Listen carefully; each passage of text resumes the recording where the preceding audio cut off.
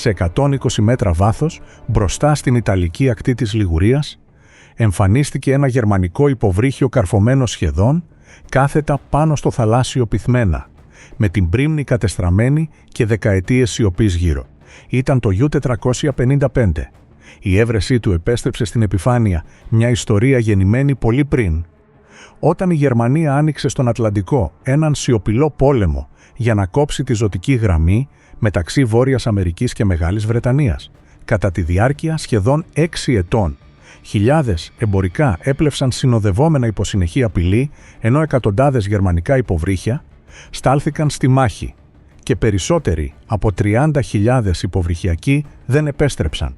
Μεταξύ αυτών ήταν αυτή η μονάδα τύπου SEDIM-C, κατασκευασμένη στο Κίελο και καθελκυστήσα τον Ιούνιο του 1941.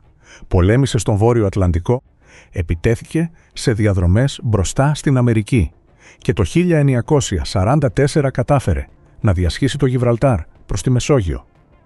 Ένα από τα πιο φυλασσόμενα περάσματα του κόσμου. Στις 2 Απριλίου εξέπεμψε ένα μήνυμα ρουτίνας. Μετά εξαφανίστηκε χωρίς να αφήσει ίχνος. Δεκαετίες αργότερα βρέθηκε ξανά τι το κατέστρεψε στο σκοτάδι χωρίς να δώσει χρόνο να ζητήσει βοήθεια. Μέτωπα στις φλόγες. Γεννιέται η μάχη του Ατλαντικού. Στην αρχή του 4ου έτους του Δευτέρου Παγκοσμίου Πολέμου, στις 3 Σεπτεμβρίου του 1942, οι κυβερνήσεις των συμμάχων και του άξονα την προσοχή του σε μια σειρά στρατιωτικών επιχειρήσεων που θα καθόριζαν την άμεση πορεία της σύγκρουσης. Κανένα μέτωπο δεν βάραινε τόσο όσο ο νότος της Σοβιετικής Ένωσης, όπου τεράστιοι γερμανικοί σχηματισμοί, ξηράς και αέρα είχαν προελάσει κατά τη διάρκεια όλου του καλοκαιριού. Η εκστρατεία εκτινόταν από τον Βόλγα μέχρι τον Κάφκασο και στα 2 άκρα πεζόταν ένα αποφασιστικό μέρος του πολέμου. Η γερμανική επίθεση διατηρούσε την πρωτοβουλία, αλλά άρχιζε επίσης να δείχνει σημάδια διασποράς και φθοράς. Κάθε απόφαση που λαμβανόταν στο Βερολίνο αντιχούσε αμέσως στην ηπειρωτική κλίμακα της μάχης. Οι στρατηγικές προτεραιότητες άρχιζαν να συγκρούονται μεταξύ τους και ο χρόνος δεν ευνοούσε πλέον τη Γερμανία. Η πίεση αυξανόταν σε όλα τα κλιμάκια. Ο Αδόλφος Χίτλερ απέδιδε στο Στάλινγκραντ μια συμβολική αξία που ξεπερνούσε ακόμη και την επιχειρησιακή του σημασία. Πεπισμένος ότι η πόλη έπρεπε να πέσει, διέταξε την ανακατεύθυνση δυνάμεων, αρχικά προορισμένων για τον ενωτομέα του Καυκάσου. Αυτή η απόφαση φρέναρε τη γερμανική προέλαση προς τα σοβιετικά πετρέλαια, κεντρικό οικονομικό στόχο της Ανατολικής Εκστρατείας. Η όθηση στο νότο παρέμεινε περιορισμένη σε μια αργή πρόοδο, ενώ αποφασιστικοί πόροι στέλνονταν προς τον Βόλγα. Ο ελιγμός αποκάλυπτε μια εσωτερική ένταση μεταξύ προπαγάνδας, κύρους και στρατιωτικής ανάγκης. Η κατάληψη της πόλης έφερε το όνομα του Στάλιν και αυτό αρκούσε για να αλλοιώσει την ισορροπία όλης της επίθεσης. Αυτό που φαινόταν ως μια τακτική επιλογή συμπαρέσυρε άμεσες στρατηγικές συνέπειες. Η Γερμανία άνοιγε ένα μέτωπο τεράστιου κόστους.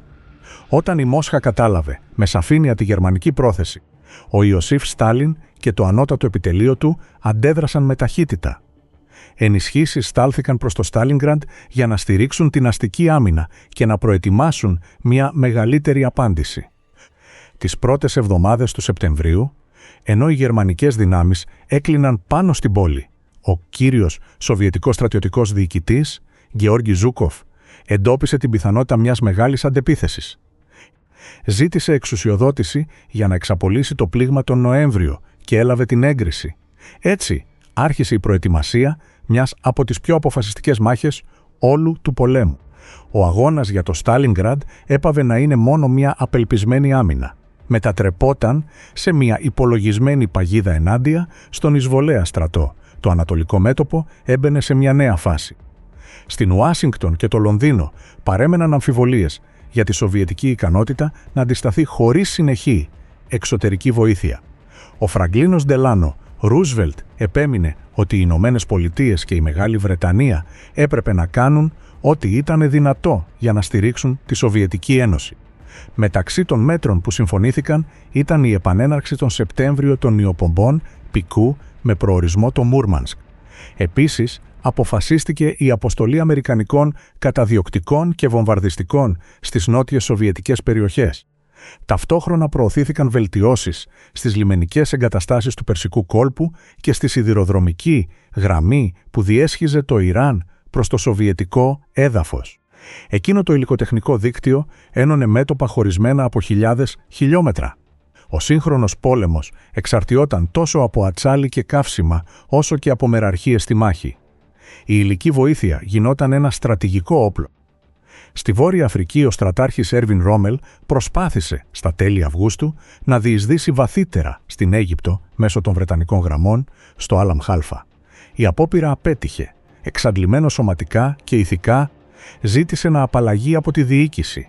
Στις 22 Σεπτεμβρίου αντικαταστάθηκε από τον Γκέοργ Στούμε, ειδικό στις τεθωρακισμένες δυνάμεις, προερχόμενο από τη γερμανική εκστρατεία στη Σοβιετική Ένωση. Ο Ρόμελ επέστρεψε στη Γερμανία και νοσηλεύτηκε. Η επίθεση του Afrika Korps έχανε όθηση στην πιο λεπτή στιγμή. Το αφρικανικό μέτωπο έπαβε να είναι μια επεκτατική απειλή για να μεταμορφωθεί σε μια ευάλωτη θέση. Οι δυνάμεις του άξονα άρχιζαν να υποχωρούν και εκεί. Εν τω μεταξύ, οι νέοι Βρετανοί αρχηγοί, Χάροντ Αλεξάντερ και Μπέρναρντ Μοντγκόμερι, αναδιοργάνωναν την 8η στρατιά. Αυτή η δύναμη μεγάλωνε με τη συνεχή συνεισφορά αμερικανικών αρμάτων και αεροσκαφών. Ο στόχος ήταν η εξαπόλυση μιας επίθεσης από την Αίγυπτο προς τα δυτικά για την καταστροφή των στρατευμάτων του άξονα στη Βόρεια Αφρική, με ιδιαίτερη προσοχή σε ένα Afrika Korps όλο και πιο μειωμένο και εξαντλημένο. Η βρετανική προετοιμασία προχωρούσε με μέθοδο και συσσόρευση πόρων. Σε αντίθεση με προηγούμενα στάδια, τώρα η υλική ισορροπία ευνοούσε το Λονδίνο. Οι αποφάσεις του Σεπτεμβρίου προανήγγυλαν τη μελλοντική ρήξη του μετώπου της ερήμου.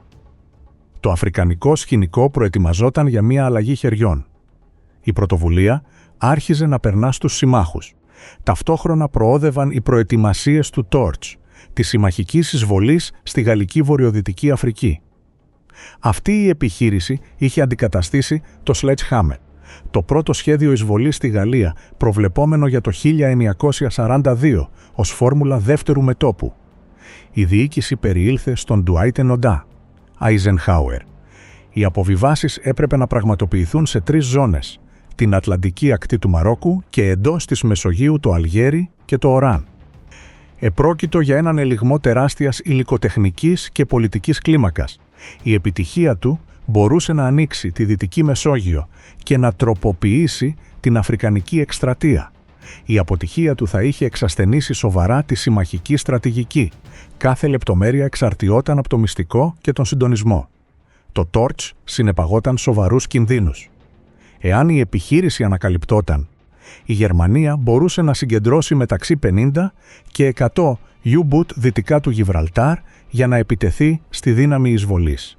Επίσης, υπήρχε η πιθανότητα μιας πολιτικής και στρατιωτικής αντίδρασης σε αλυσίδα, κατάληψη στρατηγικών εδαφών, κλείσιμο της μεσογειακής πρόσβασης ή παρέμβαση του Ιταλικού στόλου με αεροπορική και υποβρύχια υποστήριξη. Ούτε αποκλειόταν η γαλλική αντίσταση στο Μαρόκο και την Αλγερία, ούτε ο ισχυρός κυματισμός του Μαροκινού Ατλαντικού ικανός να δυσκολέψει τις αποβιβάσεις. Κάθε μεταβλητή μπορούσε να θέσει σε κίνδυνο όλη την εκστρατεία. Λόγω διαφόρων παραγόντων, μεταξύ αυτών η διάθεση πλοίων στο PQ-18 και στο Torch, οι σύμμαχοι τροποποίησαν ουσιαστικά το δίκτυο νιοπομπών του Βόρειου Ατλαντικού. Η κύρια αλλαγή ήταν ο ορισμός της Νέας Υόρκης και όχι καναδικών λιμανιών ως κύριου σημείου συγκέντρωσης και αναχώρησης νιοπομπών προς το Χάλιφαξ και το Σίδνεϊ της Νέας Σκωτίας. Το μέτρο τέθηκε σε ισχύ στις 17 Σεπτεμβρίου. Επέτρεψε τη μείωση της πλειονότητας των νιοπομπών Βοστόνης-Χάλιφαξ και Χάλιφαξ-Βοστόνης, τη μείωση της τοπικής καναδικής δύναμης συνοδείας και την ανακούφιση της κυκλοφορίας μέσω του καναλιού του Cape Cod, το οποίο η παράλυση λόγω ατυχήματος παρέμενε λόγος ανησυχίας. Ο θαλάσσιος πόλεμος εξαρτιόταν επίσης από διοικητικές προσαρμογές και καλύτερα σχεδιασμένες διαδρομές. Η εφοδιαστική ήταν μια μορφή στρατηγικής. Ο Τσόρτσιλ συνέχισε να μεγεθύνει τον γερμανικό υποβρύχιο κίνδυνο και τον όρισε ως την πιο σοβαρή απειλή. θεωρούσε ανυπόφορο να σχεδιάζει πάνω σε κοινές απώλειες 700.000 τόνων μηνιαίως. Δήλωσε ότι το να βλέπει να βυθίζονται κάθε μέρα 3 ή 4 πλοία φορτωμένα με τρόφιμα και πυρομαχικά τον βασάνιζε χωρίς σταματημό. Υποστήριζε ότι αυτή η επίθεση έβλαπτε τη συμμαχική πολεμική ενέργεια, απειλούσε τη βρετανική επιβίωση και περιόριζε αυθαίρετα την αυξανόμενη ισχύ των Ηνωμένων Πολιτειών. Προειδοποίησε επιπλέον ότι το επόμενο έτος θα υπήρχαν περισσότερα U-boot που θα επιχειρούσαν σε μεγαλύτερη απόσταση και ότι κανένα ωκεάνιο πέρασμα δεν θα ήταν ασφαλές. Στο όραμά του, οι ωκεανοί που είχαν προστατεύσει την Αμερική μπορούσαν να μετατραπούν σε ένα κλουβί. Ο θαλάσσιος πόλεμος παρέμενε ανοιχτός, αλλά ενώ οι στρατοί πολεμούσαν στην ξηρά και οι συμμαχικές διαδρομές αναδιοργανώνονταν στη θάλασσα, μια άλλη μάχη άρχιζε να κρίνει τη μοίρα του πολέμου, ο υποβρύχιος αγώνας για τον Ατλαντικό. Μυστική διαταγή. Ο Χίτλερ ποντάρει κάτω από τη θάλασσα. Στα τέλη του καλοκαιριού του 1942, ο αρχιστράτηγος του Kriegsmarine, μεγάλος ναύαρχος Έριχ Ρέντερ, συναντήθηκε με τον Αδόλφο Χίτλερ στις 26 Αυγούστου και 28 Σεπτεμβρίου για να εξετάσουν τη γερμανική ναυτική κατάσταση. Στη δεύτερη διάσκεψη συμμετείχε επίσης ο αρχηγός του υποβρυχίου όπλου, ναύαρχος Καρλ Ντένιτς, κληθής να ενημερώσει για την κατάσταση της υποβρύχιας εκστρατείας. Το Βερολίνο συνέχιζε να θεωρεί τον θαλάσσιο πόλεμο ως ένα αποφασιστικό μέτωπο, οι απώλειες, η εχθρική παραγωγή και ο έλεγχος των ωκεάνιων διαδρομών απαιτούσαν άμεσες αποφάσεις. Κάθε συνάντηση αντανακλούσε την αυξανόμενη ένταση εντός της γερμανικής ναυτικής διοίκησης. Ο αγώνας για τη διατήρηση της πρωτοβουλίας στον Ατλαντικό έμπαινε σε μια κρίσιμη φάση. Ο Χίτλερ άνοιξε τη συνάντηση του Σεπτεμβρίου επενώντας εκτενώς τα αποτελέσματα που επιτεύχθηκαν από την υποβρύχια δύναμη. Ένας στενογράφος κατέγραψε ότι περιφρόνησε ως προπαγάνδα τα νούμερα που διαδόθηκαν για την αμερικανική πηγική κατασκευή. Υποστήριζε ότι ο μηνιαίος ρυθμός βυθίσεων θα συνεχιζόταν να είναι τόσο υψηλός που ο εχθρός δεν θα μπορούσε να αντικαταστήσει τις απώλειές του με νέες καθελκύσεις. Επίσης ισχυριζόταν ότι η συμμαχική βιομηχανική επέκταση ήταν πολύ μακριά από όσα ανακοινώνονταν. Ακόμη και αν κατάφερναν να ρίχνουν πλοία με ταχύτητα, διαβεβαίωνε ότι θα στερούνταν κατάλληλου εξοπλισμού και κυρίως επαρκών πληρωμάτων. Η εμπιστοσύνη του Χίτλερ παρέμενε στηριγμένη στη θαλάσσια φθορά του αντιπάλου. Ο Ντένιτς άρχισε την εισήγησή του επισημένοντας ότι οι υποβρύχιες επιχειρήσεις μπροστά στην αμερικανική ακτή δεν ήταν πλέον αρκετά κερδοφόρες. Εξήγησε ότι τα αμερικανικά ανθυποβρυχιακά μέτρα, ειδικά οι αεροπορικές περιπολίες και η διεύρυνση του συστήματος νιοπομπών, είχαν μειώσει σοβαρά τις ευκαιρίες επίθεσης. Εκτός από κάποια σημεία ακόμη ευνοϊκά, όπως ο κόλπος του Αγίου Λαβρεντίου και τομείς του Ατλαντικού ανατολικά και νοτιοανατολικά του Τρινιντάντ, τα U-boot έπρεπε να εγκαταλείψουν αυτό το σκηνικό. Η νέα ανάπτυξη προέβλεπε την επιστροφή στον Βόρειο Ατλαντικό και τη μετατόπιση προς την Αφρικανική Δυτική Ακτή, στις εγκύτητες του Freetown και πιο νότια μέχρι το Cape Town. Η αρχική φάση της αμερικανικής επίθεσης είχε τελειώσει. Ο ναύαρχος υπογράμμισε στη συνέχεια τις ακραίες δυσκολίες που αντιμετώπιζαν οι μονάδες του επιτιθέμενες σε νιοπομπές στη διαδρομή του Βόρειου Ατλαντικού. Ένας αυξανόμενος αριθμός συμμαχικών βομβαρδιστικών και υδροπλάνων, εξοπλισμένων με ραντάρ και μεγάλη αυτονομία, μεταξύ αυτών Liberator, Flying Fortress. Καταλίνα και Σάντερλαντ επιχειρούσαν από τις Βρετανικές νήσους, την Ισλανδία και τη Νέα Γη. Αυτό το αεροπορικό δίκτυο επέτρεπε την κάλυψη σχεδόν όλης της ωκεάνιας διαδρομής. Υπό αυτές τις συνθήκες, τα υποβρύχια μόλις που μπορούσαν να πλεύσουν στην επιφάνεια, για να ακολουθήσουν μια νιοπομπή και να μεταδώσουν τη θέση της στην υπόλοιπη αγέλη. Ούτε μπορούσαν να ελιχθούν με ελευθερία για να αναζητήσουν μια δεύτερη θέση βολής μπροστά από τον σχηματισμό. Ο ανοιχτός ωκεανός άρχιζε να κλείνει γι' αυτά.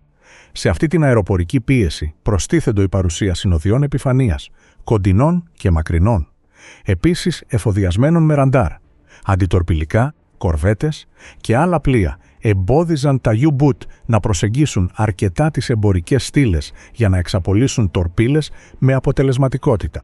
Ο Ντένιτς αναγνώριζε ότι ο συνδυασμός καλύτερων συμμαχικών ανθυποβρυχιακών μέσων, λιγότερο έμπειρων γερμανικών πληρωμάτων, κακού καιρού και άλλων παραγόντων θα μείωνε αναπόφευκτα το βυθισμένο εκτόπισμα αναμονάδα στη μάχη.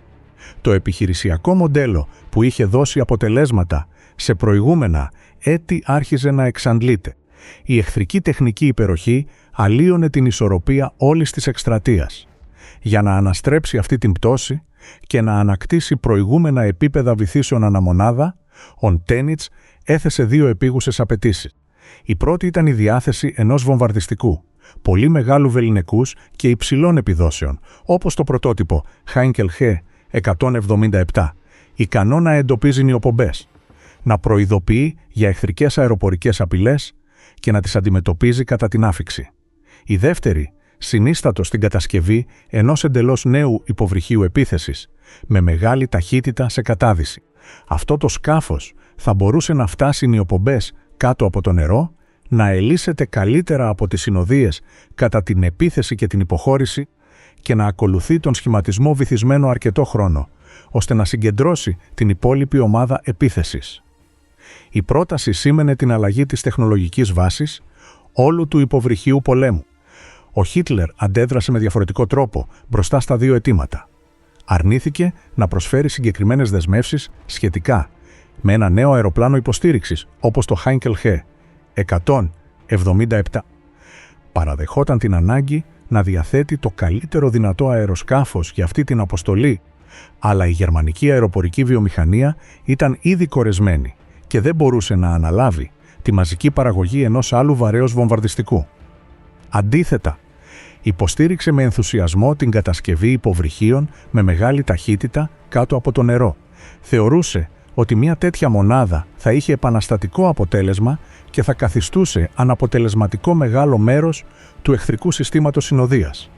Η ιδέα ενός γερμανικού υποβρυχίου ταχαίως σε κατάδυση δεν ήταν νέα.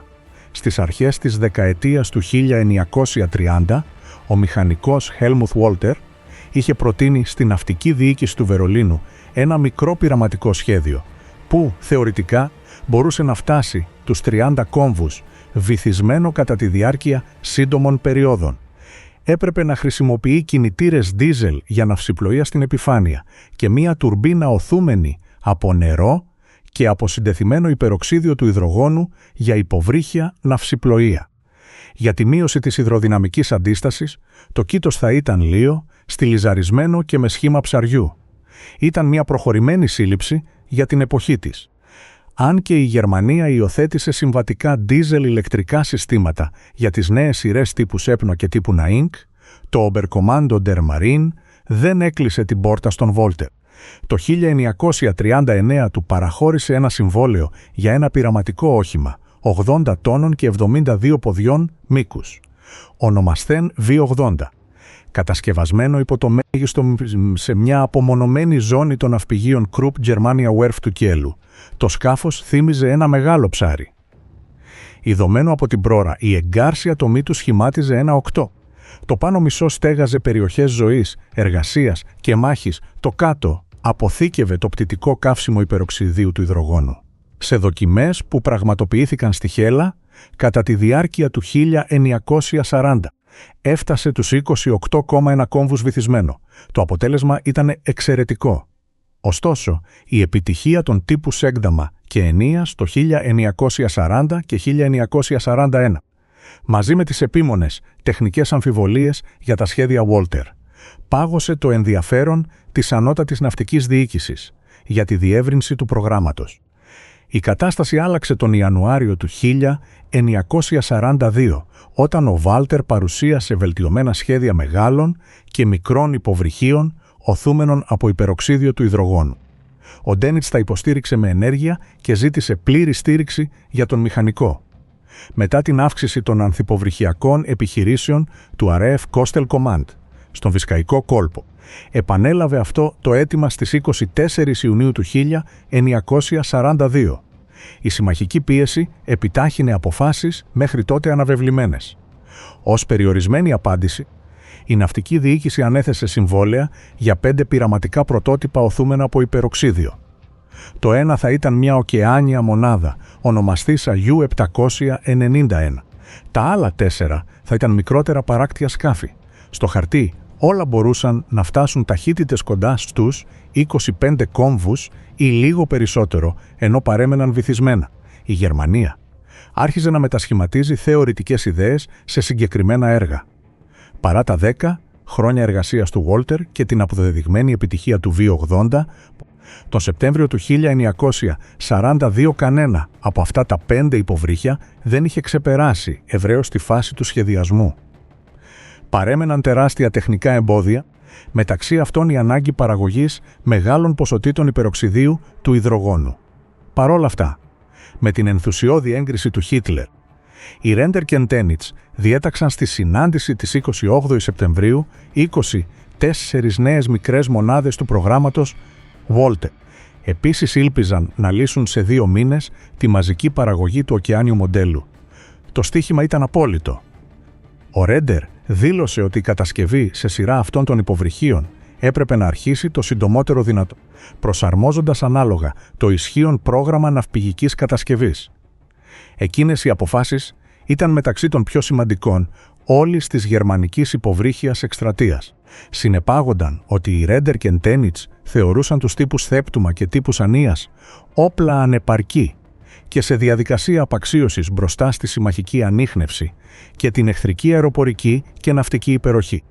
Για τη διατήρηση του πολέμου κάτω από τη θάλασσα χρειαζόταν μια εντελώς νέα γενιά U-boot.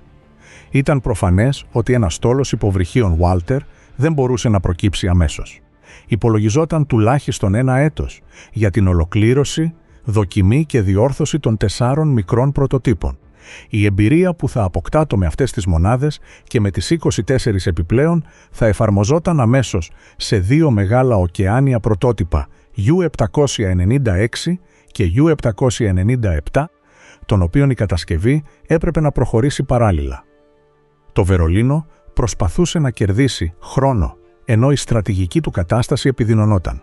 Μέχρι αυτά τα νέα υποβρύχια να είναι διαθέσιμα σε χρήσιμες ποσότητες. Τα γερμανικά ναυπηγεία θα συνέχιζαν να κατασκευάζουν τύπους Τέιμπα και τύπους Ανίας, με προστιθέμενες βελτιώσεις πάνω σε ήδη γνωστές δομές. Αυτές οι μονάδες έπρεπε να διατηρήσουν τον υποβρύχιο πόλεμο όσο τους ήταν δυνατό, μέχρι τα συμμαχικά ανθυποβρυχιακά μέτρα να τα φρενάρουν εντελώς ή να τα νικήσουν. Υποτίθεται ότι οι βυθίσεις τους θα μειώνονταν σταδιακά και ότι οι απώλειες θα αυξάνονταν. Παρόλα αυτά, συνέχιζαν να αναγκάζουν σε δαπανηρές συμμαχικές νιοπομπές, ακινητοποιώντας εχθρικούς πόρους και εκπαιδεύοντας μια νέα γενιά υποβρυχιακών προορισμένη να επανδρώσει τα μελλοντικά υποβρύχια Βάλτερ. Η Γερμανία πολεμούσε το παρόν, ενώ προετοίμαζε ένα όπλο για το αύριο. Κώδικε σε πόλεμο. Η σκιά Ενίγμα. Τον Σεπτέμβριο του 1942, η Γερμανία διατηρούσε πλεονέκτημα στη μεταβαλλόμενη μάχη της ναυτικής αποκρυπτογράφησης. Τον Φεβρουάριο του ίδιου έτους είχε ενσωματώσει έναν 4ο ρότορα στις μηχανές Ενίγμα που χρησιμοποιούνταν στα ραδιοφωνικά δίκτυα των U-boot του Ατλαντικού. Αυτή η αλλαγή άφησε ξανά χωρίς πρόσβαση τους συμμαχικούς ειδικούς τους.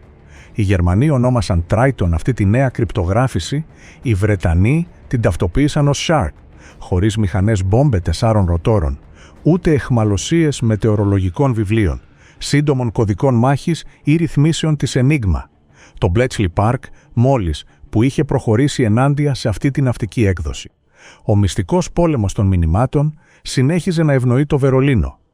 Από τον Φεβρουάριο του 1942, η διευρυμένη γερμανική κρυπτογραφική υπηρεσία B-Dienst διάβαζε τον συμμαχικό κρυπτογραφικό αριθμό 3, χρησιμοποιούμενο από Αμερικανούς, Καναδούς και Βρετανούς στις επιχειρήσεις νιοπομπών του Βόρειου Ατλαντικού. Για τον Σεπτέμβριο αυτός ο οργανισμός παρέδιδε κάθε μέρα μια ακριβή εικόνα των αναχωρήσεων, διαδρομών και κινήσεων των συμμαχικών νιοπομπών.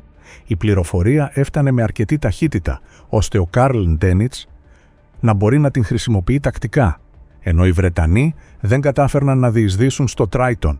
Οι Γερμανοί παρατηρούσαν καλό μέρος της εχθρικής κυκλοφορίας. Το ναυτικό των Ηνωμένων Πολιτειών ήταν βαθιά ενοχλημένο με τους Βρετανούς, που ακόμη κρατούσαν τα μυστικά της τεχνολογίας μπόμπε. Η Ουάσιγκτον περίμενε να λάβει μια βρετανική μηχανή που θα μπορούσε να αντιγραφεί για την επίθεση στην Enigma Naval του Kriegsmarine, αλλά αυτή η παράδοση δεν είχε πραγματοποιηθεί. Η καθυστέρηση συνήθως αποδιδόταν στον βρετανικό φόβο ότι οι Αμερικανοί δεν θα διατηρούσαν το μυστικό της αποκρυπτογράφησης. Εάν το Βερολίνο ανακάλυπτε τη συμμαχική διείσδυση, μπορούσε να εγκαταλείψει την Enigma και να υιοθετήσει ένα πιο δύσκολο σύστημα, αφήνοντας επίσης τυφλούς τους Βρετανούς μπροστά σε άλλες κλίδες που όντως διάβαζαν. Η βρετανική επιφυλακτικότητα είχε τεχνικές και πολιτικές ρίζες. Η βρετανική παράδοση του απόλυτου μυστικού επηρέασε επίσης αυτή τη διστακτικότητα. Οι φόβοι τους δεν ήταν αβάσιμοι και επιπλέον ενισχύθηκαν από ένα νέο γερμανικό σήμα εντοπισμένο στον αιθέρα. Οι βρετανικοί σταθμοί υποκλοπής κατέγραφαν μία αύξηση εχθρικής κυκλοφορίας σε ένα αυτόματο σύστημα τηλετύπου, όχι Morse, βασισμένο σε κώδικα Baudot και μεγάλης πολυπλοκότητας. Οι Γερμανοί το ονόμαζαν Geheimschreiber, οι Βρετανοί Fish. Κάποιοι φοβούνταν ότι θα μπορούσε να αντικαταστήσει μερικώς την Enigma. Για την επίθεση σε αυτό, η Μεγάλη Βρετανία κατασκεύασε μια περίπλοκη μηχανή ονομαστήσα Robinson, σε αναφορά στον χαρακτήρα Heath Robinson. Η βρετανική προσπάθεια ενάντια στο Fish προχώρησε ακόμη περισσότερο με την πειραματική ανάπτυξη μιας τεράστιας μηχανής ονομαστήσας Colossus, εξοπλισμένης με 2.400 σωλήνες κενού. Κατά τη διάρκεια του καλοκαιριού του 1942, το Λονδίνο εξουσιοδότησε την ημιμόνιμη ενσωμάτωση 2 αξιωματικών του Αμερικανικού ναυτικού στο ΧΑΤ 8, τη ναυτική πτέρυγα του Bletchley Park. Ήταν οι έφεδροι Joseph J. Itchus και Robert Belville L3. Σύμφωνα με τον Howard T. Engstrom, και οι δύο ταξίδεψαν στην Αγγλία τον Ιούλιο του 1942 για να μελετήσουν βρετανικές μεθόδους κρυπτανάλυσης και να λάβουν λεπτομέρειες για το πρόβλημα Enigma.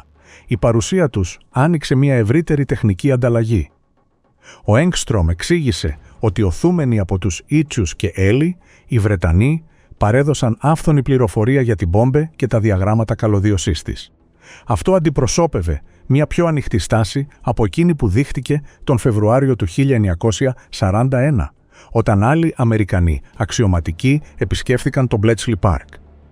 Ωστόσο, με το πέρασμα των μηνών έγινε σαφές ότι οι Βρετανοί δεν θα μπορούσαν να παράσχουν μια μηχανή στην υποσχεθήσα ημερομηνία. Επίσης έγινε προφανές ότι είχαν δυσκολίες να κατασκευάσουν έναν εξοπλισμό υψηλής ταχύτητας πραγματικά λειτουργικό. Στις αρχές Σεπτεμβρίου, οι Αμερικανοί συμπέραναν ότι οι δικές τους μέθοδοι πρόσφεραν επαρκείς πιθανότητες επιτυχίας. Αφού έλαβε έγκριση από τους ανωτέρους του, ο Τζόζεφ Βέγκερ, αρχηγός του OP-20G, συναντήθηκε στις αρχές Σεπτεμβρίου με τον Edward G.G. Hastings, εκπρόσωπο του Bletchley Park στην Ουάσιγκτον. Ο Βέγκερ του κοινοποίησε ότι, δεδομένου ότι οι Βρετανοί δεν είχαν αποδείξει ικανότητα να τηρήσουν τις δεσμεύσεις τους, το ναυτικό των Ηνωμένων Πολιτειών θα ανέπτυσε και θα παρήγαγε μόνο του μια γρήγορη μπόμπε 4 ροτόρων για την επίθεση στην ναυτική Enigma. Ο Hastings απάντησε ότι η Μεγάλη Βρετανία όντως είχε συμμορφωθεί, αλλά η απόφαση δεν άλλαξε.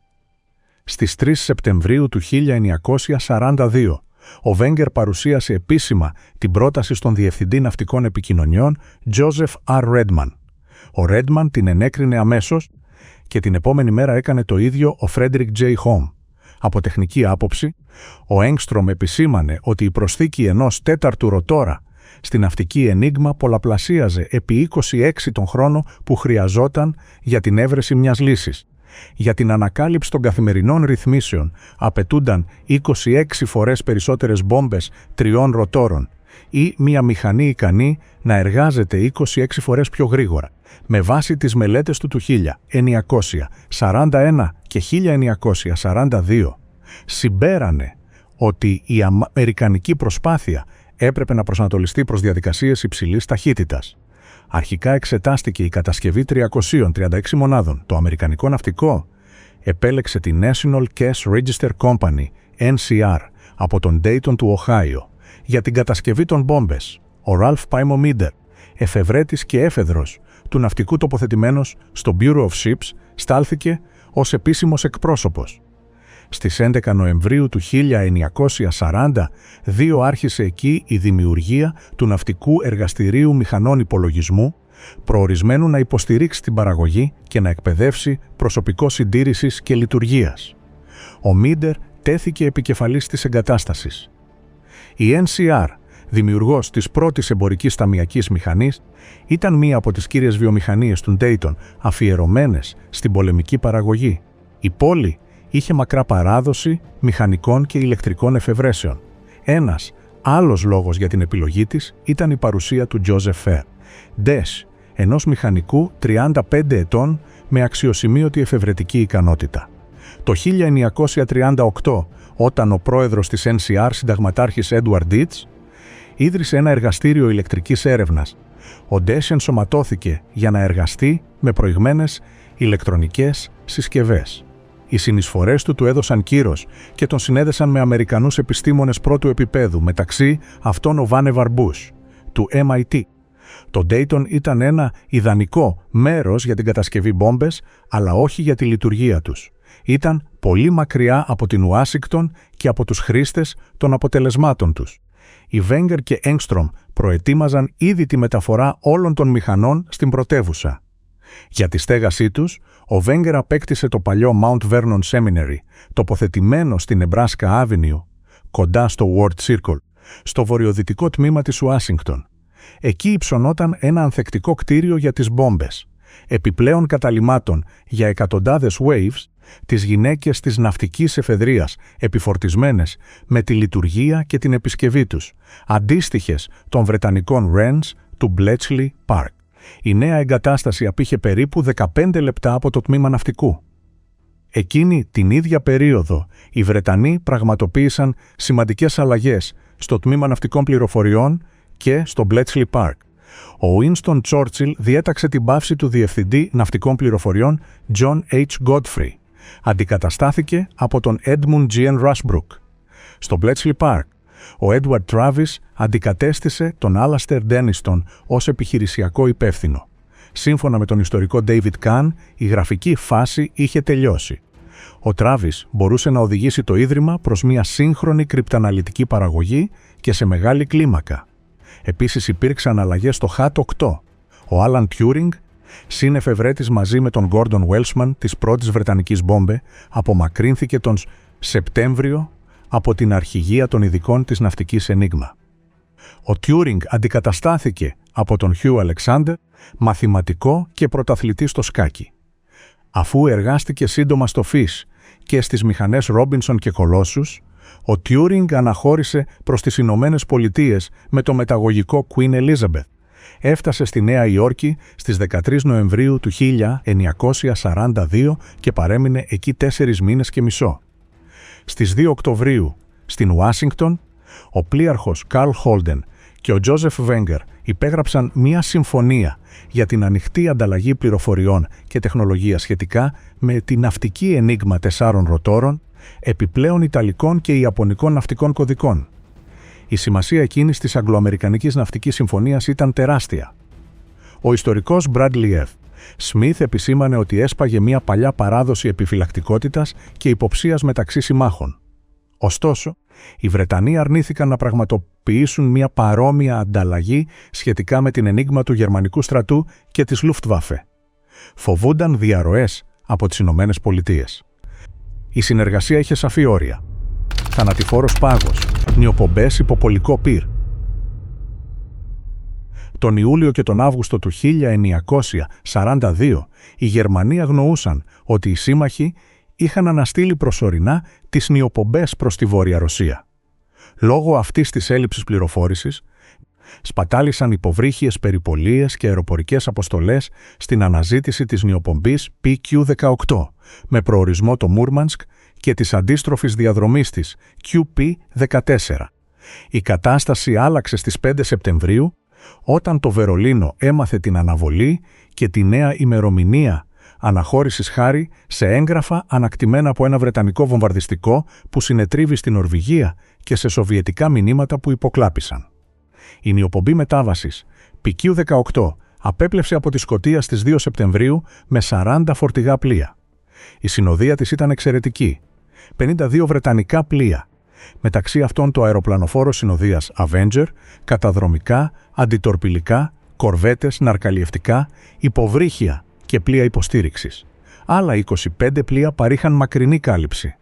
Σύμφωνα με τον Τζόρτσιλ, συνολικά χρειάζονταν 77 συνοδοί.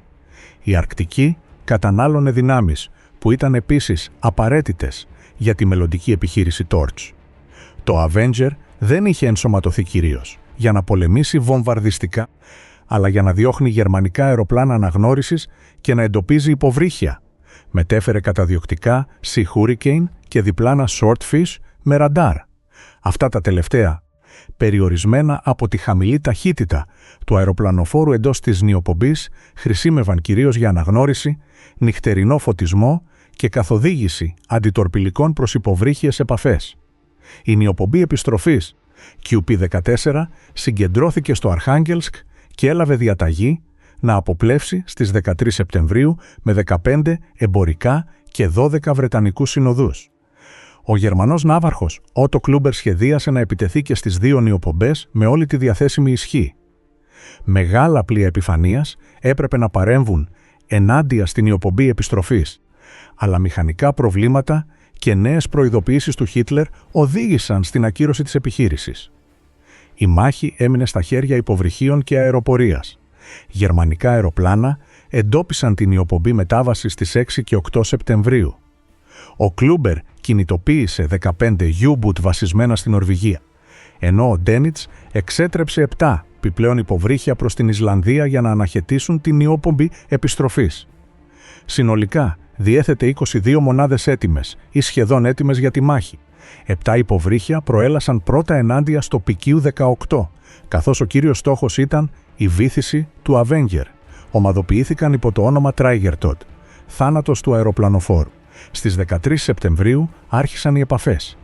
Οι Γερμανοί διοικητές διεκδίκησαν αρκετές επιτυχίες, αλλά η μεταγενέστερη ανάλυση επιβεβαίωσε μόνο τη βύθιση 2 εμπορικών. Καμία τορπίλη δεν έπληξε το αεροπλανοφόρο. Εκείνο το ίδιο απόγευμα, καθοδηγούμενοι από αεροπλάνα παρατήρησης, η Luftwaffe εξαπέλυσε μια μεγάλη επίθεση με τορπιλοπλάνα και βομβαρδιστικά κάθετης εφόρμησης. Παρά το έντονο αντιαεροπορικό πυρ, τα αερόστατα φραγμού και τη Βρετανική αεράμινα, οι Γερμανοί βύθισαν 8 πλοία με περισσότερους από 43.000 τόνους. Την επόμενη μέρα, ένα υποβρύχιο κατάφερε να προκαλέσει σοβαρές ζημιές στο βρετανικό πετρελαιοφόρο Athel Templar, το οποίο μετά έπρεπε να βυθιστεί από τους δικούς του συνοδούς. Η συμμαχική απάντηση ήταν δυναμική. Σε επιχειρήσεις συντονισμένες μεταξύ αεροπλάνων Swordfish και αντιτορπιλικών, 3 U-boot καταστράφηκαν σε λίγες μέρες. Οι συνοδοί απέδειξαν ότι μία νιοπομπή ισχυρά προστατευμένη μπορούσε να επιφέρει σοβαρές απώλειες στους επιτιθέμενους. Μεταξύ 15 και 16 Σεπτεμβρίου, οι νιοπομπές μετάβασης και επιστροφής διασταυρώθηκαν στη θάλασσα του Μπάρεντς. 12 υποβρύχια επιχειρούσαν ήδη στη ζώνη. 5 συνέχισαν ενάντια στο PQ, 18 και 7 στάλθηκαν ενάντια στο QP-14. Στις τελικές επιθέσεις ενάντια στην νιοπομπή μετάβασης, η Luftwaffe βύθισε ένα άλλο εμπορικό και άφησε αχρηστευμένο ένα ακόμη. Οι συνολικές απώλειες του PQ-18 ανήλθαν σε 13 πλοία με 76.000 τόνους. 3 βυθισμένα από υποβρύχια και 10 από αεροπλάνα. Η νιοπομπή επιστροφής υπέστη επίσης σοβαρές ζημιές. Γερμανικά υποβρύχια βύθισαν το βρετανικό ναρκαλιευτικό Λέντα, το αντιτορπιλικό Σομάλι και 4 εμπορικά με περισσότερους από 20.000 τόνους. Αν και η νιοπομπή επέζησε, το τίμημα ήταν υψηλό. Ο συνολικός απολογισμός υπήρξε δαπανηρός και για τις δύο πλευρές. Τα 16 υποβρύχια που συμμετείχαν στην επιχείρηση βύθισαν 9 πλοία με περισσότερους από 43.000 τόνους, συμπεριλαμβανομένων 2 συνοδών. Σε αντάλλαγμα, η Γερμανία έχασε 3 υποβρύχια με όλο το πλήρωμά τους και άλλα 4 υπέστησαν σοβαρές ζημιές. Ο ίδιος ο Κλούμπερ ανέφερε ότι η απώλεια 3 U-boot για τη βύθιση 3 φορτηγών στο PQ-18 ήταν ένα υπερβολικό τίμημα. Η αρκτική εκστρατεία άρχιζε να φαίνεται λίγο κερδοφόρα. Η εκτροπή Βρετανικών δυνάμεων προς το Torch διέκοψε ξανά τις νιοπομπές του Μούρμανσκ μέχρι τον Δεκέμβριο. Με πρόταση του Ρούσβελτ, κάποια γρήγορα εμπορικά προσπάθησαν να διασχίσουν μόνα τους. Αναχώρησαν 13 και μόνο 5 έφτασαν. Το Νοέμβριο, η νιοπομπή QP-15 αναχώρησε με προορισμό την Ισλανδία και έχασε 2 φορτηγά από υποβρύχιες επιθέσεις. Λίγο μετά, ένα αμερικανικό αεροπλάνο Καταλίνα ευνηδίασε και βύθισε ένα άλλο U-boot κοντά στην Ισλανδία. Η απώλεια 43 πλοίων σε περίπου 80 μέρες, 24 στο PQ-17 και 19 μεταξύ, PQ-18 και QP-14, εδραίωσε τη φήμη της διαδρομής του Μούρμανσκ ως μιας από τις πιο επικίνδυνες όλου του πολέμου. Ωστόσο, ο Ντένιτς επέμενε ότι η Αρκτική ήταν ένα από τα λιγότερο κερδοφόρα σκηνικά για τα υποβρυχιά του. Μετά το καλοκαίρι του 1942, ακόμη και η Λουφτβάφε άρχισε να χάνει αποτελεσματικότητα σε εκείνα τα παγωμένα νερά. Κλειστές πόρτες, λύκη με κατεύθυνση τον νότο. Τον Ιανουάριο του 1943, η στρατηγική θέση του άξονα άρχισε να διαβρώνεται με ορατό τρόπο σε αρκετά σκηνικά ταυτόχρονα. Στο ανατολικό μέτωπο, η περικύκλωση της γερμανικής έκτης στρατιάς στο Στάλινγκραντ προϊόνιζε μια καταστροφή μεγάλης κλίμακας. Στη Βόρεια Αφρική, βρετανικές και αμερικανικές δυνάμεις προέλαβαν από αντίθετες κατευθύνσεις μετά τις συμμαχικές αποβιβάσεις του Νοεμβρίου. Στον Ειρηνικό, η Ιαπωνία είχε χάσει την πρωτοβουλία στον Γκουανταλκανάλ μετά από μήνες επίγειας και ναυτικής φθοράς. Το Βερολίνο και η Ρώμη δεν αντιμετώπιζαν πλέον μία μόνο κρίση, αλλά αρκετές ταυτόχρονα. Κάθε μία απαιτούσε πόρους που δεν μπορούσαν να πολλαπλασιαστούν. Η παγκόσμια ισορροπία άρχιζε να μετατοπίζεται. Μεταξύ 14 και 24 Ιανουαρίου του 1943, ο Φραγκλίνος Ντελάνο Ρούσβελτ και ο Ουίνστον Τσόρτσιλ συναντήθηκαν στην Καζαμπλάνκα για να αποφασίσουν το επόμενο στάδιο του πολέμου. Συμμετείχαν ανώτατοι διοικητές των Ηνωμένων Πολιτειών και της Μεγάλης Βρετανίας, μεταξύ αυτών ο George C. Marshall, ο Ernest J. King, ο Alan Brooke και ο Dudley Pound. Εκεί επανεξετάστηκε η γενική κατάσταση, από τη Μεσόγειο μέχρι τον Βόρειο Ατλαντικό. Η προτεραιότητα παρέμενε η ήττα πρώτα της Γερμανίας, αλλά δεν αρκούσε πλέον ο περιορισμός της. Ήταν απαραίτητο να εξασθενήσει με άμεσο τρόπο η στρατιωτική και βιομηχανική της ισχύς. Ο πόλεμος έμπαινε σε μία φάση συντονισμένης επίθεσης. Οι αποφάσεις που λήφθηκαν εκεί θα είχαν άμεσο αποτέλεσμα πάνω στη θάλασσα. Ένα από τα κεντρικά θέματα ήταν η γερμανική υποβρύχια εκστρατεία. Οι εμπορικές απώλειες του 1942 είχαν αποδείξει ότι τα U-boot συνέχιζαν να αντιπροσωπεύουν μια μείζωνα στρατηγική απειλή. Ο Τσόρτσιλ επέμεινε ότι η μάχη του Ατλαντικού παρέμενε ουσιώδης για τη βρετανική επιβίωση και για τη μεταφορά αμερικανικών στρατευμάτων προς την Ευρώπη. Χωρίς ασφαλείς ωκεάνιες διαδρομές, καμία μελλοντική εισβολή στην Ήπειρο δεν θα ήταν δυνατή. Ο Ρούσβελτ συμμερίστηκε αυτή την επίγουσα ανάγκη. Η διάσκεψη αποφάσισε τη χρησιμοποίηση όλων των διαθέσιμων μέσων ενάντια στη γερμανική υποβρύχια δύναμη. Η προτεραιότητα ορίστηκε χωρίς ασάφειες. Η θαλάσσια κυκλοφορία έπρεπε να διατηρηθεί με οποιοδήποτε κόστος. Η νέα οδηγία συνεπαγόταν περισσότερους συνοδούς, αεροπλανοφόρα νιοπομπών, αεροπορικές περιπολίες μεγάλου βεληνικούς και καλύτερα συστήματα ναυτικών πληροφοριών. Επίσης απαιτούσε τον συντονισμό βιομηχανιών για την παραγωγή αντιτορπιλικών συνοδείας, ραντάρ και ανθυποβρυχιακών αεροσκαφών σε μεγαλύτερες ποσότητες. Η υπεράσπιση του εμπορίου έπαψε να είναι μια παθητική αποστολή για να μετατραπεί σε μια συνεχή επίθεση ενάντια σε βάσεις και διαδρομές των U-boot. Οι νιοπομπές έπρεπε να διασχίζουν τον ωκεανό, αλλά επιπλέον τα υποβρύχια έπρεπε να εντοπίζονται και να καταστρέφονται. Δεν επρόκειτο πλέον για την αποδοχή λογικών απολειών. Ο στόχος έγινε η συντριβή του γερμανικού υποβρυχίου όπλου. Ο Ατλαντικός μετατρεπόταν σε πεδίο κυνηγιού των συμμάχων. Ο Καρλ Τένιτς παρατηρούσε με ανησυχία αυτή την αλλαγή συνθηκών. Κατά τη διάρκεια του Φεβρουαρίου και Μαρτίου του 1943 συναντήθηκε αρκετές φορές με τον Αδόλφο Χίτλερ για να ενημερώσει για τη θαλάσσια κατάσταση. Εξέθεσε ότι οι επιχειρήσεις στον Βόρειο Ατλαντικό υπέφεραν από αυξανόμενα εμπόδια, εκτεταμένη αεροπορική κάλυψη, καλύτερα εκπαιδευμένους συνοδούς και ηλεκτρονική ανίχνευση όλο και πιο αποτελεσματική. Οι αγέλες επίθεσης χρειάζονταν να βρίσκουν νιοπομπές, να τις ακολουθούν και να συγκεντρώνονται. Κάθε μία από αυτές τις φάσεις άρχιζε να αποτυγχάνει με μεγαλύτερη συχνότητα.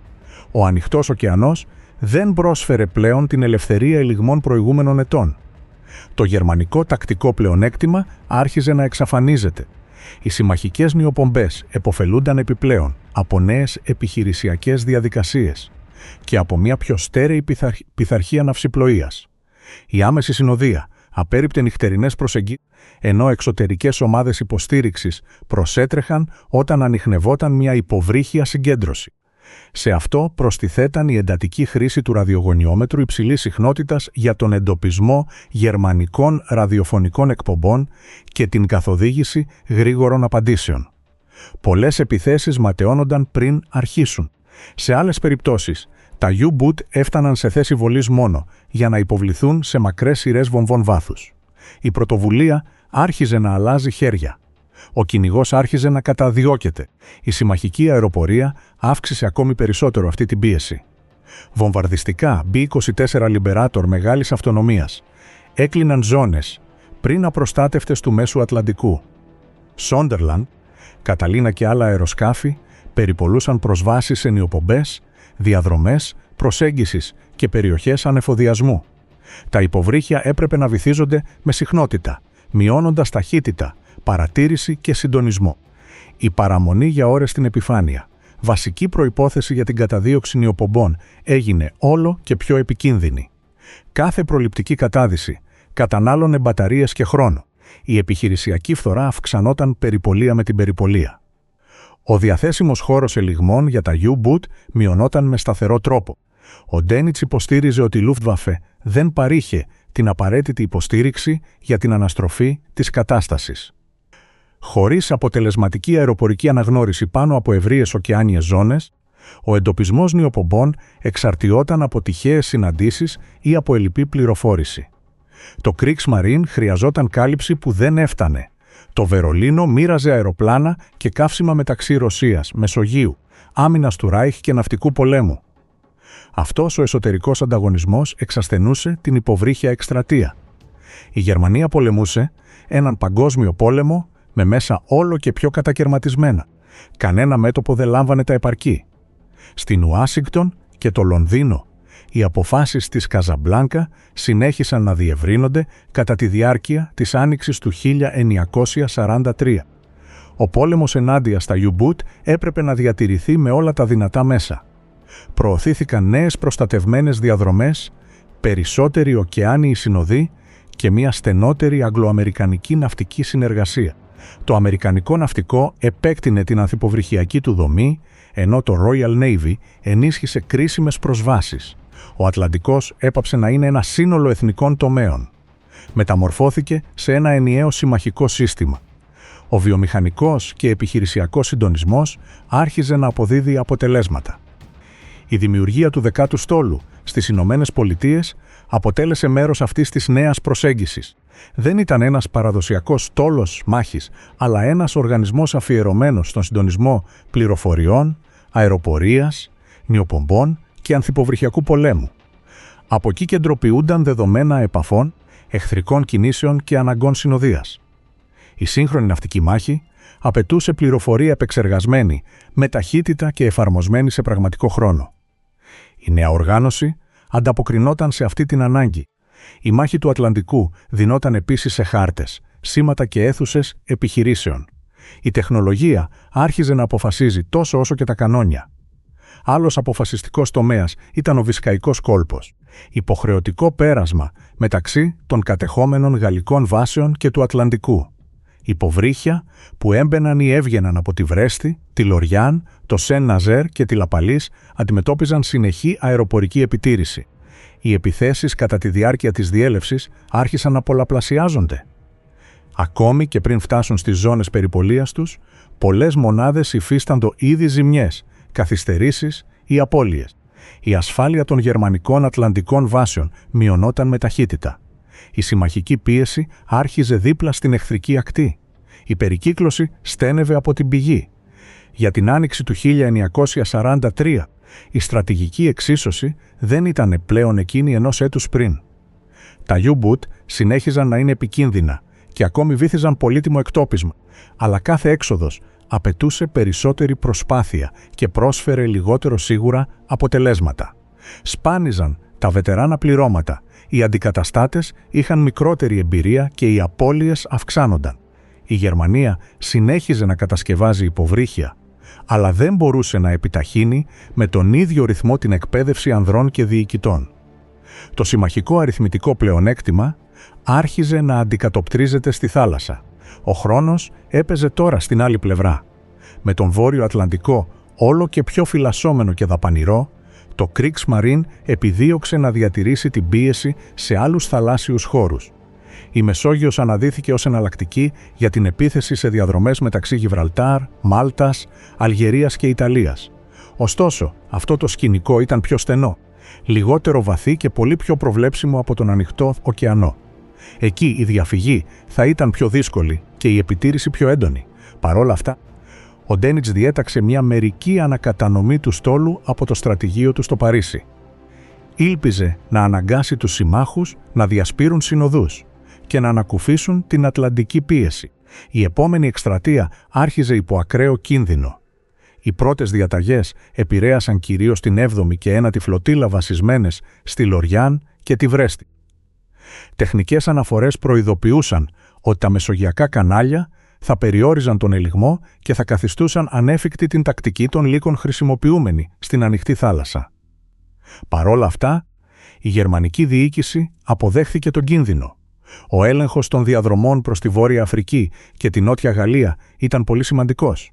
Μεταξύ 1941 και 1943, 63 υποβρύχια των τύπων Εξτεδά και Ενή στάλθηκαν σε αυτό το νέο θέατρο. Η πλειονότητα έπρεπε να διασχίσει το στενό του Γιβραλτάρ. Ήταν μία από τις πιο φυλασσόμενες ζώνες του κόσμου. Η διέλευση προς τη Μεσόγειο πραγματοποιείται με ατομικό τρόπο, χωρίς συνοδεία, εκμεταλλευόμενοι νύχτες, χωρίς φεγγάρι και υπό αυστηρή ραδιοφωνική σιωπή. Αναφορές της 7ης φλωτίλας περιέγραφαν εκείνο το ταξίδι ως μια δοκιμασία αντοχής. Τα υποβρύχια έπρεπε να ξεπεράσουν το αντίθετο ρεύμα, να αποφύγουν τους βρετανικούς προβολείς και να διασχίσουν ναρκοπαίδια τοποθετημένα σε διάφορα βάθη. Πολλοί διοικητές προχωρούσαν με ελάχιστη ταχύτητα για να μην αποκαλύψουν την παρουσία τους στα εχθρικά υδρόφωνα. Ο ίδιος ο Καρλ Ντέτνιτς αναγνώριζε ότι κάθε πέρασμα ισοδυναμούσε με ένα ταξίδι χωρίς επιστροφή. Από τα 63 U-Boot που κατάφεραν να μπουν, κανένα δεν επέστρεψε στη Γερμανία με τη λήξη του πολέμου. Οι απώλειες εκείνα τα νερά προανήγγυλαν το πεπρωμένο που αργότερα θα έφτανε το U-455. Η Μεσόγειος θα παρέμενε σημαδεμένη μεταξύ των πληρωμάτων τους ως μια θάλασσα χωρίς επιστροφή. Βυθισμένο θηρίο. Η διαδρομή του U-455. Το γκρίζο πρωινό της 6ης Ιανουαρίου του 1944, ένα γερμανικό υποβρύχιο έλυσε κάβους στην οχυρωμένη βάση της Λοριάν και εισήλθε στον Ατλαντικό. Δεν αναχωρούσε προς τις συνηθισμένες διαδρομές επίθεσης στην εμπορική κυκλοφορία, αλλά προς μία αποστολή πολύ πιο ρυψοκίνδυνη. Ο προορισμός του ήταν η Μεσόγειος. Για να τον φτάσει, έπρεπε να ξεπεράσει το πέρασμα του Γιβραλτάρ, φυλασσόμενο με σταθερό τρόπο από συμμαχικές δυνάμεις. Στο σκάφος ταξίδευαν περισσότεροι από 50 άνδρες, κλεισμένοι σε ένα ατσάλινο κήτο σημαδεμένο από χρόνια υπηρεσίας σε πόλεμο. Το υποβρύχιο ήταν το U-455. Η ιστορία του είχε αρχίσει μακριά από εκεί, στα ναυπηγεία της Deutsche Werke, στο Κίελο. Αποτελούσε μέρος της σειράς τύπου Sedvom C, της πολυπληθέστερης κλάσης υποβρυχίων χρησιμοποιούμενης από τη Γερμανία κατά τη διάρκεια της σύγκρουσης.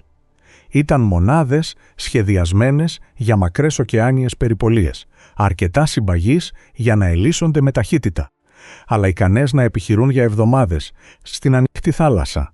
Το U-450 εκτόπιζε κοντά στους 700 τόνους στην επιφάνεια.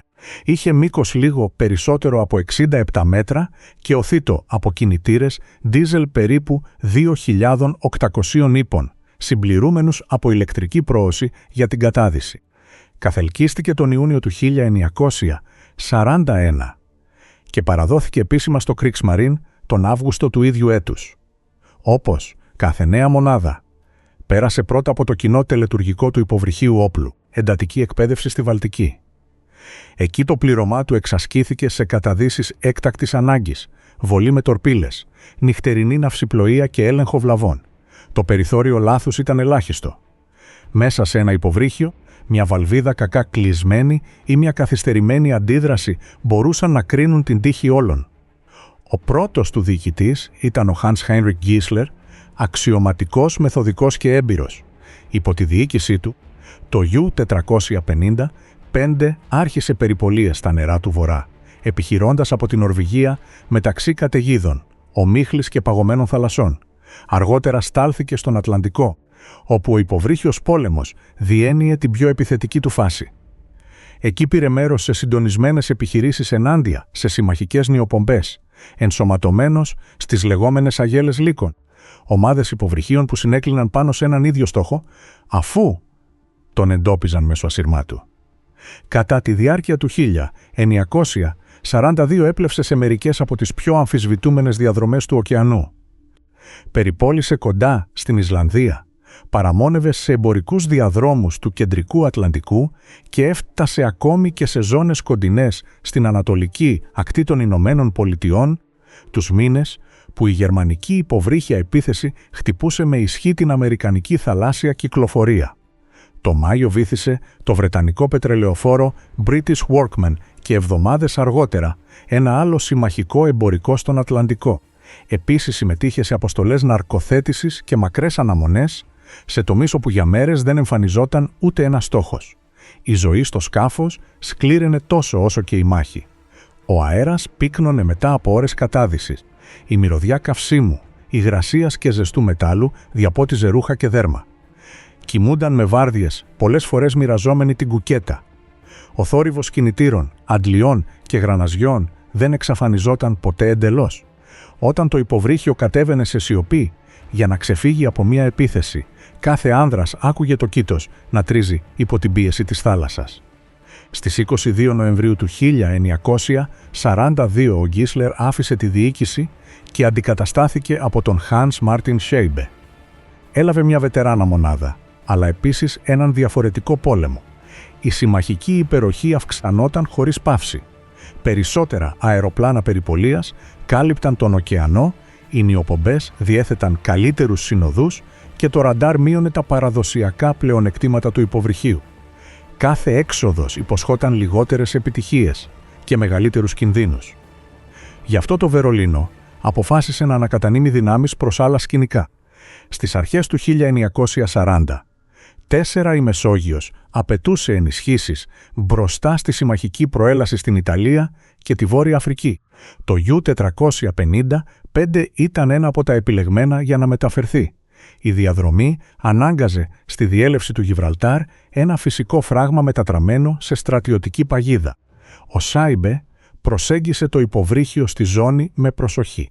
Κατά τη διάρκεια της ημέρας επικρατούσαν οι καταδύσεις στη νύχτα, αναδύονταν για να επαναφορτίσουν μπαταρίες και να προχωρήσουν στην επιφάνεια.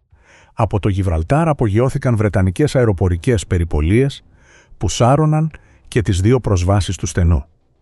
Υπήρξαν αμφίβολες επαφές, σήματα μπερδεμένα με περισκόπια, κοιλίδες λαδιού, πάνω στο νερό και επαναλαμβανόμενες αναζητήσεις. Αρκετές φορές συμμαχικά πλοία κατευθύνθηκαν σε σημεία όπου πίστευαν ότι είχαν εντοπίσει ένα γερμανικό υποβρύχιο. Το U-455 κατάφερε να ξεφύγει.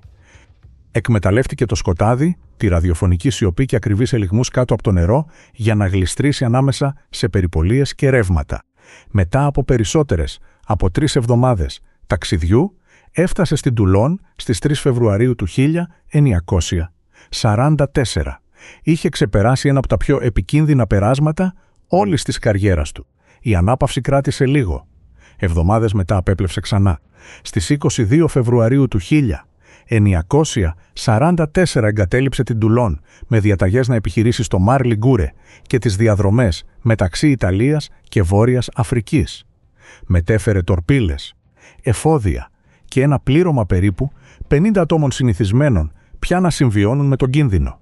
Κανείς δεν ήξερε ότι θα ήταν η τελευταία του έξοδος. Κατά τη διάρκεια κάποιου χρόνου μετέδωσε μηνύματα ρουτίνας. Στις αρχές Απριλίου έφτασε το τελευταίο του γνωστό σήμα. Δεν υπήρξε κλίση κινδύνου, αναφορά βλάβης, ούτε ειδοποίηση μάχης. Στα γερμανικά, αρχεία έμεινε σημειωμένο ως εξαφανισμένο με όλη τη δύναμή του σε κάποιο σημείο της Δυτικής Μεσογείου. Μόνο παρέμειναν τα ονόματα των ανδρών του και η βεβαιότητα ότι μια βετεράνα μονάδα, ψημένη στον Ατλαντικό, είχε βρει το τέλος της μακριά από τα νερά όπου είχε γεννηθεί ως όπλο πολέμου. Έτσι τελείωσε η επιχειρησιακή ιστορία του U-455, κατασκευασμένο στο Κίελο, δοκιμασμένο στη Βαλτική, πολεμιστής του Ατλαντικού, φυγάς κάτω από το Γιβραλτάρ και χαμένο μετά στη Μεσόγειο. Το τελικό του πεπρωμένο παρέμεινε κρυφό κατά τη διάρκεια δεκαετιών. Σκιές του βυθού. Εμφανίζεται το U-455. Στα πρώτα χρόνια του νέου αιώνα, μια Ιταλική ομάδα εξειδικευμένη σε καταδύσεις μεγάλου βάθους ξεκίνησε μια εξερεύνηση μπροστά στην ακτή της Γένοβας, στο Μαρ Λιγκούρε. Η επιχείρηση είχε επικεφαλής τον Ρομπέρτο Ρινάλντι, υποβρύχιο χειριστή και σκηνοθέτη, μαζί με τον Λορέντζο Ντελ Βενεζιάνο, υπεύθυνο για την τεχνική και εφοδιαστική υποστήριξη. Κατά τη διάρκεια μιας επιθεώρησης ρουτίνας σε βαθιά νερά, οι κάμερες κατέγραψαν μια μεταλλική μορφή που αναδυόταν από τον βυθό. Όταν οι προβολείς φώτισαν, τη ζώνη εμφανίστηκε μια αναπάντεχη εικόνα. Μια μεγάλη δομή από ατσάλι καρφωμένη στη λάσπη, με την πρόρα σηκωμένη προς τα πάνω και το υπόλοιπο κήτος χαμένο μεταξύ ειζημάτων και σκιάς. Το βάθος μετέτρεπε κάθε κάθοδο σε έναν ελιγμό περιορισμένο και επικίνδυνο. Οι ανθρώπινες καταδύσεις απαιτούσαν ένα κατέβασμα μόλις λίγων λεπτών, ένα σύντομο περιθώριο εργασίας πάνω στο ναυάγιο και μία άνοδο αρκετών ωρών αφιερωμένη στην αποσυμπίεση. Δεν ήταν ένα μέρος προσβάσιμο για συμβατικές εξερευνήσεις. Τα ρεύματα μπορούσαν να αλλοιώσουν την ορατότητα σε δευτερόλεπτα και οποιοδήποτε λάθος έμενε ενισχυμένο από την πίεση του περιβάλλοντος. Παρόλα αυτά, ο Ρινάλντι και οι άνδρες του κατάφεραν να πλησιάσουν αρκετά ώστε να διαπιστώσουν ότι δεν επρόκειτο για ένα απλό μεταλλικό υπόλοιμα, αλλά για ένα πλήρες υποβρύχιο. Οι πρώτες παρατηρήσεις έδειξαν ένα μήκος κοντά στα 67 μέτρα, μέτρηση συμβατή με τα γερμανικά υποβρύχια τύπου Σέδεμσι. Το κήτος εμφανιζόταν καλυμμένο από σκληρημένες επικαθίσεις και στρώματα θαλάσσιου ειζήματος. Δεν παρατηρούνταν βαμμένη αρρύθμιση, εμβλήματα ούτε σήματα αναγνώρισης στον πύργο. Οι ανθρωποθυρίδες παρέμεναν κλειστές και αρκετές προσβάσεις μπλοκαρισμένες από παραμορφωμένα κομμάτια και προσκοσκολλημένα αποθέματα κατά τη διάρκεια δεκαετιών, γεγονός που εμπόδιζε την πρόσβαση στο εσωτερικό. Με την πρώτη ματιά ήταν δυνατό να αναγνωριστεί η γενική σιλουέτα ενός πολεμικού πλοίου, αλλά όχι το όνομά του. Ο Ρινάλντι και ο Ντελ Βενεζιάνο συγκέντρωσαν συντεταγμένες φωτογραφίες και ακολουθίες βίντεο και αποφάσισαν να απευθυνθούν σε Γερμανούς ειδικούς αφιερωμένους στη μελέτη εξαφανισμένων υποβρυχίων. Μεταξύ των ερωτηθέντων συγκαταλέγονταν ερευνητές με εμπειρία σε πολεμικά ναυάγια και πρόσβαση σε ναυτική τεκμηρίωση. Όλοι συμφώνησαν σε ένα αρχικό σημείο. Το σκάφος ανήκε στην οικογένεια τύπου Σεβδουμσί. Το εκρεμές ζήτημα ήταν να προσδιοριστεί ποια από αυτές τις μονάδες είχε καταλήξει μπροστά στη Γένοβα χωρίς να αφήσει οριστικό τεκμηριωμένο ίχνος. Η έρευνα πέρασε τότε στα στρατιωτικά αρχεία. Χάρτες απολειών και αρχεία επιχειρήσεων έδειχναν ότι η Γερμανία είχε στείλει 62 υποβρύχια στη Μεσόγειο κατά τη διάρκεια του πολέμου. Από αυτά, μόνο 3 παρέμεναν χωρίς επιβεβαιωμένο εντοπισμό. Ένα εμφανιζόταν ως εξαφανισμένο σε μια ζώνη κοντινή στη Λιγουρική ακτή. Το U-455. Η γεωγραφική σύμπτωση μετέτρεψε εκείνη την ονομασία στην κύρια υπόθεση. Η τελευταία γνωστή περιοχή επιχειρήσεων του υποβρυχίου ταιριάζε με το σημείο όπου κοίτονταν το ναυάγιο. Για να προχωρήσουν χωρίς να αλλοιώσουν την τοποθεσία, η ομάδα οργάνωσε μια νέα εκστρατεία με το μικροϊποβρύχιο Ρεμόρα, σχεδιασμένο για βαθιά παρατήρηση. Εφοδιασμένο με κάμερες και προβολής ψυχρού φωτός, το μηχάνημα κατέβηκε μέχρι τη σημειωμένη θέση και μετέδωσε συνεχείς εικόνες του κήτους. Η επιθεώρηση επέτρεψε την τεκμηρίωση της γενικής κατάστασης του σκάφους και αποκάλυψε αρκετά τεχνικά χαρακτηριστικά χρήσιμα για την αναγνώρισή του. Οι μεταγενέστερες επιθεωρήσεις αποκάλυψαν ότι από την πρόρα μέχρι το μεσαίο τμήμα το κήτος διατηρούσε μια μορφή σχεδόν άθικτη κάτω από την συσσωρευμένη υλή. Το τμήμα της πρίμνης, αντίθετα, παρουσίαζε παραμορφώσεις και διάσπαρτα θράσματα, σημάδι σημαντικών ζημιών των οποίων η αιτία ακόμη δεν μπορούσε να προσδιοριστεί. Σύγχρονα δίχτυα ψαρέματος τύλιγαν κάποιους τομείς, δυσκολεύοντας οποιαδήποτε άμεση αναθεώρηση. Όταν οι δίτες προσπαθούσαν να κόψουν αυτά τα δίχτυα, η ορατότητα μπορούσε να εξαφανιστεί σε μόλις 2 λεπτά από το σύννεφο σωματιδίων που σηκώνονταν από τον βυθό. Οι ειδικοί συνέκριναν τότε τις υποβρύχιες εικόνες με ιστορικές φωτογραφίες του U-455 και σχέδια κατασκευής μονάδων κατασκευασμένων στο Κίελο. Ανέλυσαν το σχήμα του ιστίου, το κυκλίδωμα του πύργου, τη διάταξη των βαλβίδων, τις εξωτερικές αγκυρώσεις και άλλες λεπτομέρειες ίδιες εκείνου του ναυπηγείου. Επίσης, παρατήρησαν τον τύπο της μαγνητικής πυξίδας εγκατεστημένης στη δομή, διαφορετικής από μεταγενέστερα μοντέλα. Κάθε σύμπτωση μείωνε το περιθώριο αμφιβολίας και ενίσχυε την αναγνώριση.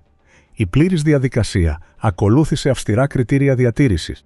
Δεν αφαιρέθηκε κανένα αντικείμενο και όλη η ληφθήσα τεκμηρίωση παρέμεινε αρχαιοθετημένη για ιστορικές και αρχαιολογικές μελέτες. Οι ερευνητές επισήμαναν ότι η δομή είχε παραμείνει διατηρημένη κάτω από το νερό από το 1944, σχεδόν ακίνητη και χωρίς πρόσφατες αλλοιώσεις. Με το άθροισμα των συντεταγμένων, των ναυτικών αρχείων, της δομικής ανάλυσης και των εικόνων του Ρεμόρα, η τελική ετυμηγορία ορίστηκε. Το ναυάγιο, εντοπισμένο μπροστά στο Κάμογκλι, στον κόλπο του Παραντίσο, σε ένα μέσο βάθος μεταξύ 120 και 126 μέτρων, αντιστοιχούσε στο U-455, ένα από τα τελευταία εκκρεμή ενίγματα της γερμανικής υποβρύχιας εκστρατείας στη Μεσόγειο, είχε επιληθεί. Το εξαφανισμένο υποβρύχιο είχε πλέον επιβεβαιωμένη τοποθεσία. Αλλά μία ερώτηση παρέμενε άθικτη. Τι είχε καταστρέψει το U-455 χωρίς να αφήσει επιχειρησιακό ίχνος? Τελική αλήθεια, βυθισμένο από τους δικούς του. Το 2005, μετά τον εντοπισμό του υποβρυχίου μπροστά στη Γένοβα, νέες καταδύσεις επεδίωξαν να διαλευκάνουν την αιτία της απώλειάς του. Μια μεταγενέστερη εκστρατεία επικεντρώθηκε αυτή τη φορά στην τεχνική ανάλυση του ναυαγίου. Κατά τη διάρκεια της επιθεώρησης, οι κάμερες ανίχνευσαν μεταλλικά, θραύσματα και αναδευμένο ίζημα γύρω από το κήτος. Μεταξύ αυτών, εμφανίστηκε ένα σφαιρικό κομμάτι μισοθαμένο, του οποίου το σχήμα θύμιζε μια γερμανική νάρκη επαφής. Το έβριμα μετέφερε την έρευνα προς τα ναυτικά αρχεία. Η τεκμηρίωση που συμβουλεύτηκαν υπέδειξε ότι το Kriegsmarine είχε σπείρει μήνες πριν αρκετά αμυντικά ναρκοπαίδια στη Λιγουρική ακτή για να προστατεύσει τις προσβάσεις στη Γένοβα. Ένα από αυτά εμφανιζόταν με το όνομα Football Club και παρέμενε επιχειρησιακό όταν το U-455 επέστρεφε στη ζώνη. Δεν υπήρχαν συμμαχικά αρχεία βομβαρδισμών, αεροπορικών επιθέσεων, ούτε εχθρικών ανθυποβρυχιακών επιχειρήσεων σε αυτόν τον τομέα και σε εκείνες τις ημερομηνίες. Η σύμπτωση μεταξύ της θέσης του ναυαγίου και των συντεταγμένων του ναρκοπαιδείου μείωσε με δραστικό τρόπο άλλες υποθέσεις. Για πρώτη φορά, η πιθανότητα μιας απώλειας προκληθήσας από ίδια όπλα πέρασε στο κέντρο της υπόθεσης. Οι εικόνες ληφθήσεις σε βάθος αποκάλυψαν ζημιές συγκεντρωμένες στο πίσω τμήμα του υποβρυχίου. Η δομή της πρίμνης εμφανιζόταν ανοιγμένη προς τα έξω με παραμορφωμένες λαμαρίνες και διασκορπισμένα υπολείμματα στην πλαγιά προς τα κάτω, ένα μοτίβο συμβατό με ένα εξωτερικό οστικό κύμα. Δεν παρατηρήθηκαν διατρήσεις βλημάτων, πλήγματα βομβών, ούτε τυπικά σημάδια βομβών βάθους. Το ανθεκτικό κήτος του μπροστινού μέρους διατηρούσε δομική συνέχεια.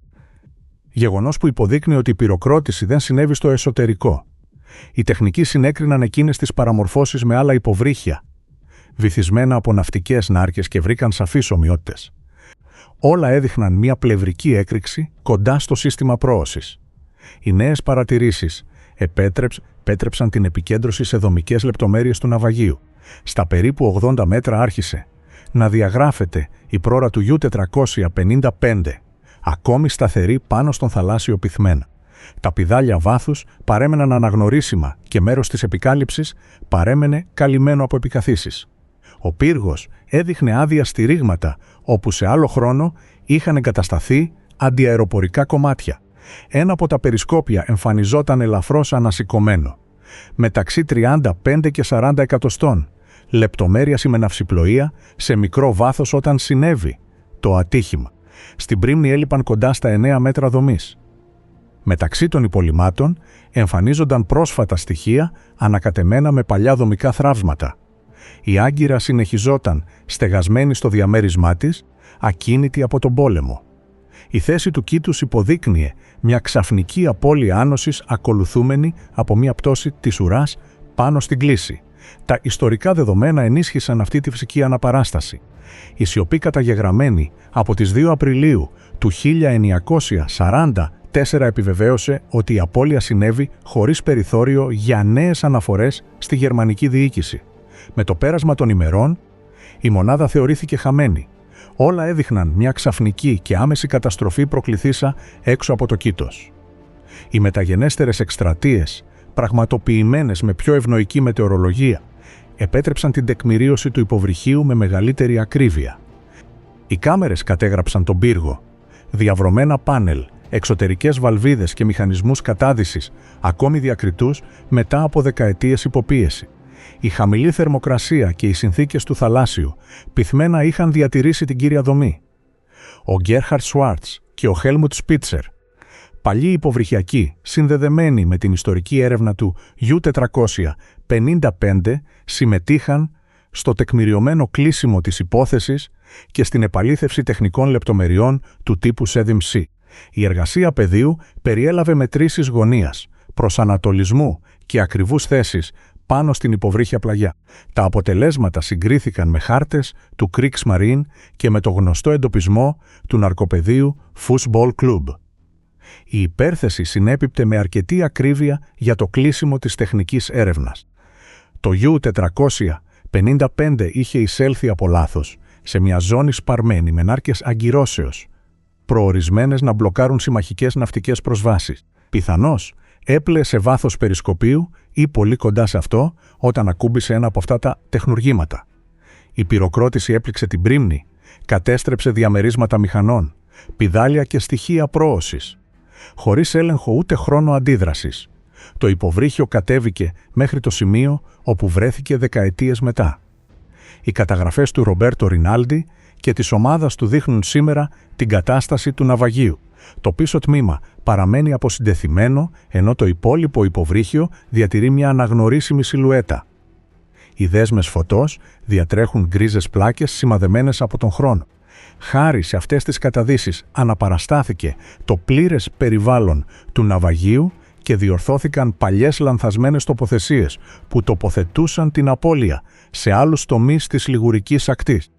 Οι Ιταλικές αρχές κήρυξαν το ναυάγιο προστατευόμενη τοποθεσία και πολεμικό κημητήριο. Παρέμειναν απαγορευμένες η εξαγωγή κομματιών, οι εμπορικές εξερευνήσεις και η μη εξουσιοδοτημένη είσοδος στο υποβρύχιο. Στο εσωτερικό του παραμένουν οι 50 ένας υποβρυχιακοί εξαφανισμένοι με το σκάφος. Η διατήρηση του κήτους ανταποκρίνεται τόσο στο βαθύ περιβάλλον, όσο και στην απουσία μεταγενέστερων παρεμβάσεων μετά τη βύθιση.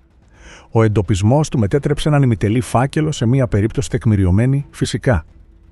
Το κλείσιμο του κήτους, η απουσία ανοιγμάτων έκτακτης ανάγκης και η διάταξη των εξωτερικών χειριστηρίων υποδεικνύουν ότι το πλήρωμα διατήρησε διαδικασίες ελέγχου μέχρι την τελική στιγμή, χωρίς δυνατότητα ανόδου ούτε εκπομπής νέων επικοινωνιών. Η έβρεση τροποποίησε επιπλέον τη μελέτη του υποβρυχίου πολέμου στη Μεσόγειο. Οι επιθεωρήσεις απέδειξαν ότι αυτά τα υπολείμματα λειτουργούν ως άμεση ιστορική απόδειξη. Κατάγματα, βαλβίδες, γωνίες, πτώσεις και δομική διάταξη επέτρεψαν την αναπαράσταση πιθανών αιτιών απώλειας και τη μετατροπή του ναυαγίου σε μια υλική πηγή για την ιστορική έρευνα. Στη ζώνη εγκαταστάθηκε ένα σημείο αναφοράς για την επιτήρηση κινήσεων του θαλάσσιου, πυθμένα και τον έλεγχο της σταθερότητας του ναυαγίου. Μέχρι τώρα, η γενική θέση του U-455 δεν έχει μεταβληθεί. Για αρχαιολόγους και ερευνητές, η τοποθεσία συνεισφέρει υλικά δεδομένα που κατά τη διάρκεια δεκαετιών δεν υπήρχαν στα αρχεία της μεταπολεμικής περίοδου. Με τον χρόνο, ψάρια και θαλάσσιοι οργανισμοί κάλυψαν μέρη του κήτους. Το μέταλλο ενσωματώθηκε στο υποβρύχιο περιβάλλον και το παλιό στρατιωτικό σκάφος πέρασε να αποτελεί μέρος του Λιγουρικού βυθού. Αυτή η φυσική μεταμόρφωση δεν εξάλειψε την ιστορική του αξία, αλλά αλλίωσε εντελώς την αρχική του εμφάνιση. Χρόνια μετά την αναγνώριση, ένας παλιός ναυτικός σχετιζόμενος με την έρευνα τοποθέτησε μια αναμνηστική πλάκα δίπλα στην πρόρα. Σε αυτήν έμειναν εγγεγραμμένα τα ονόματα του διοικητή και του πληρώματος. Από τότε, οι ναυτικοί χάρτες σημειώνουν την περιοχή ως ζώνη σεβασμού. Δεν υπάρχουν ορατά σημάδια στην επιφάνεια, μόνο ακριβείς συντεταγμένες. Σήμερα το U-455 συνεχίζει στο βάθος ως αναφορά των υποβρυχίων που χάθηκαν κατά τη διάρκεια του Δευτέρου Παγκοσμίου Πολέμου. Κάτω από το νερό εξαφανίστηκαν βαθμοί, σημαίες και επιχειρησιακά αρχεία. Παρέμεινε μόνο το σιωπηλό ίχνος ενός πληρώματος που δεν επέστρεψε.